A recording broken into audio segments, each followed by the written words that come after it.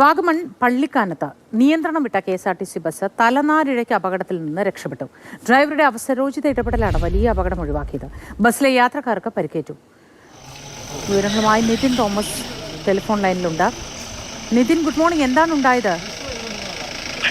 ഇന്ന് രാവിലെ 7 മണിക്ക് ശേഷമാണ് ഇത്തരമൊരു അപകടം ഉണ്ടായത് മോസിയെ. അതായത് ഓട്ടത്തിനിടെ KSRTC ബസിന്റെ ബ്രേക്ക് നഷ്ടമാവുകയായിരുന്നു. കുമളിയിൽ നിന്നും തൊടുപുഴ വരെ പോകുന്ന ബസ്സാണ്, വാഗമണിലൂടെ തൊടുപുഴ വരെ പോകുന്ന ബസ്സാണ്.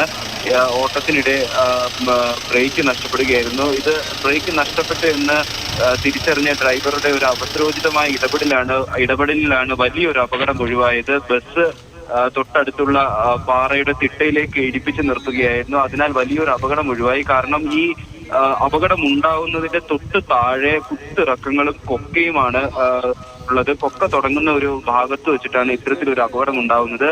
അത് മനസ്സിലാക്കിയ ഡ്രൈവർ ഉടൻ തന്നെ ഇടതുവശത്തെ പാറയുടെ തിട്ടയിലേക്ക് ഇടിച്ചു നിർത്തുകയായിരുന്നു. അതിനാൽ വലിയൊരു അപകടം ഒഴിവായി. എന്നാലും ഇടിയുടെ ആഘാതത്തിൽ 8ഓളം പേർക്ക് പരിക്കേറ്റിട്ടുള്ളതായിട്ടാണ് നമുക്ക് അറിയാൻ സാധിക്കുന്നത്. വാഗമൺ പുള്ളിക്കാനത്ത് വെച്ചിട്ടാണ് ഇത്തരം ഒരു അപകടം ഉണ്ടായത്.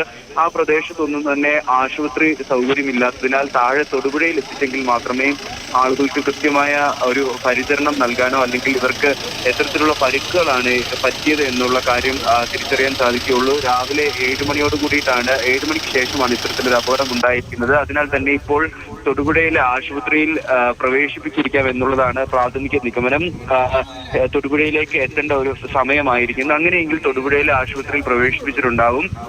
ഇനി ഈ ആശുപത്രിയുമായി ബന്ധപ്പെട്ടെങ്കിൽ മാത്രമേ ആളുകൾക്ക് എത്തരത്തിലുള്ള അപകടമാണ് അല്ലെങ്കിൽ സാരമായ പരിക്കുകൾ ഉണ്ടോ എന്നുള്ള കാര്യത്തിൽ ഒരു വ്യക്തത വരുത്തുള്ളൂ. എന്തായാലും ഈ ഡ്രൈവറുടെ ഒരു അവസരോചിതമായ ഇടപെടൽ വലിയൊരു അപകടമാണ് രാവിലെ ഇപ്പോൾ ഒഴിവായിരിക്കുന്നത്.